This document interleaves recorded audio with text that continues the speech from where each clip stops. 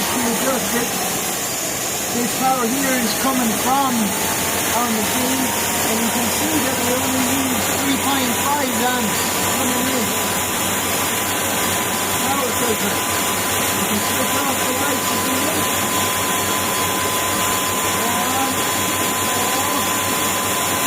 There's 12 volt power there. We are making more power out than we're giving in. That's 200 amps at 15 volts. And it is working without this side yet. So once I add this, we should make more power. For the record, I'll show you something. So that's the alternator. It's a 24 volt Volvo alternator.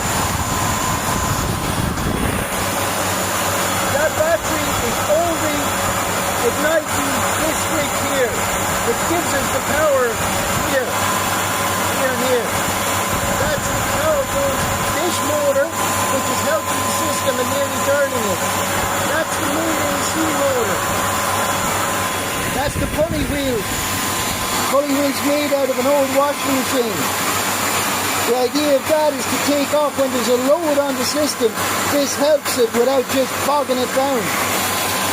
When we come up here, first you can see the lights. You understand, we're not lying when we say there is AC power coming in, but you can see how much it's using. 3.3 amps. And we're getting, lighting those lights, we're getting 200 amps out of that alternator DC at 14 volts.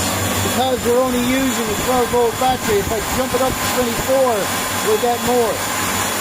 And eventually I'm going to run these on DC, and we're going to have more power out. Just to show you the back. No tricks, no batteries apart from that. If anyone who understands, that battery is literally